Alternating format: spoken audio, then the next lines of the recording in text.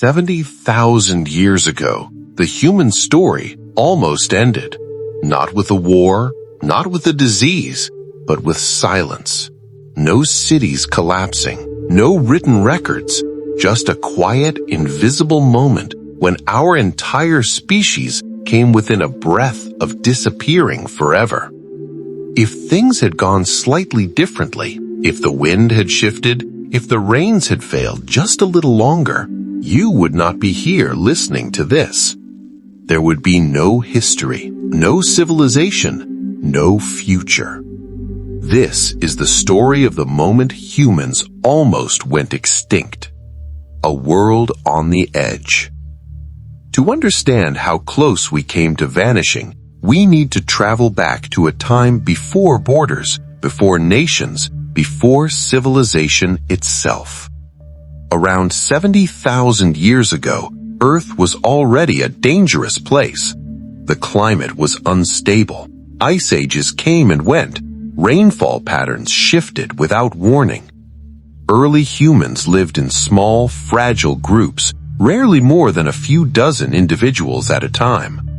There were no farms, no stored food, no safety nets. Every day was survival. Every mistake could be fatal. And then the planet changed. The supervolcano that shook humanity. On the island we now call Sumatra, a supervolcano named Toba erupted. This was not an ordinary volcanic eruption. It was one of the largest explosions the Earth has experienced in the last 2 million years. Ash shot into the atmosphere. The sky darkened. Sunlight faded. Temperatures around the world dropped dramatically. Some scientists believe this event triggered a volcanic winter that lasted for years, possibly decades. Plants died. Animals vanished. Food chains collapsed. For early humans, this was catastrophic.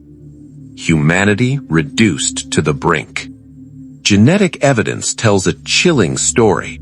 At some point after the Toba eruption, the global human population may have dropped to as few as 1,000 to 10,000 breeding individuals.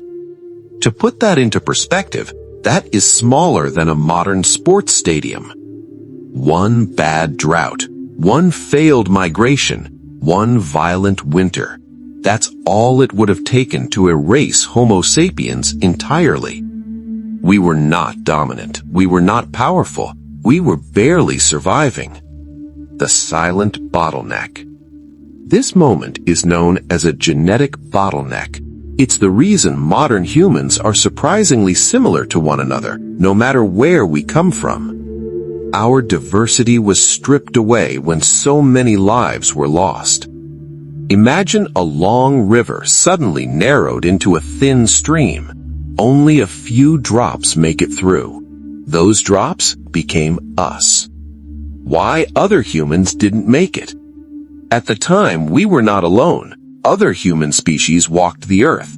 Neanderthals in Europe, Denisovans in Asia, possibly others we still haven't discovered. They were strong, adapted, intelligent, but many of them disappeared. Why did we survive when others didn't? The answer may lie not in strength, but in flexibility.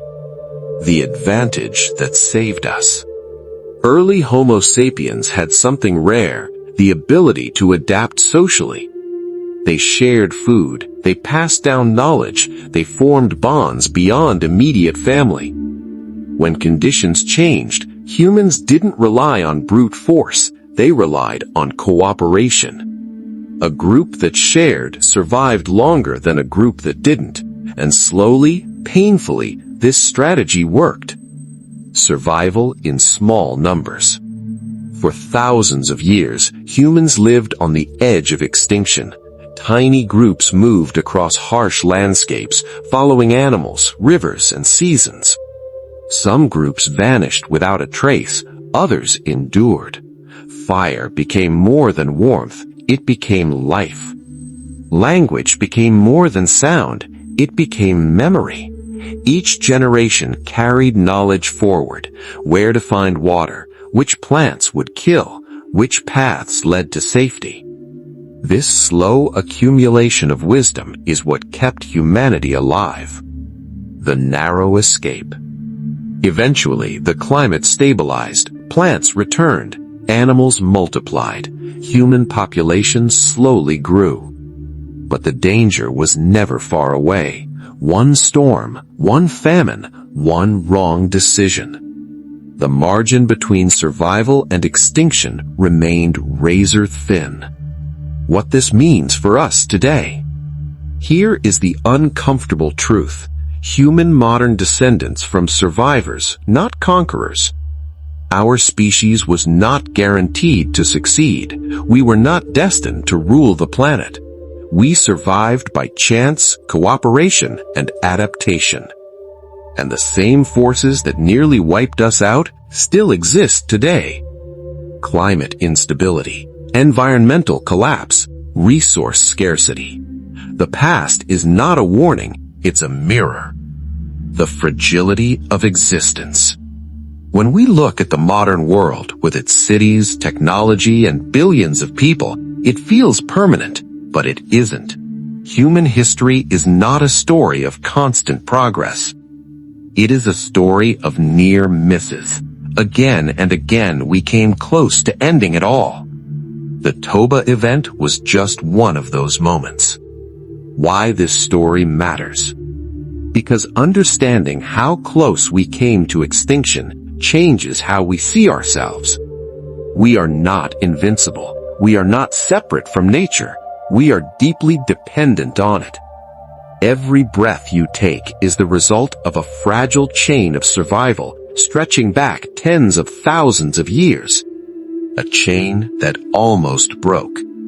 If the wind had blown differently that day, if the ash had lingered longer, if cooperation had failed, there would be no music, no stories, no future. Just silence. Humanity survived not because it was strongest, but because it adapted. And the question we face today is the same one our ancestors faced back then. Will we adapt again? Or will history finally end the story it almost erased once before?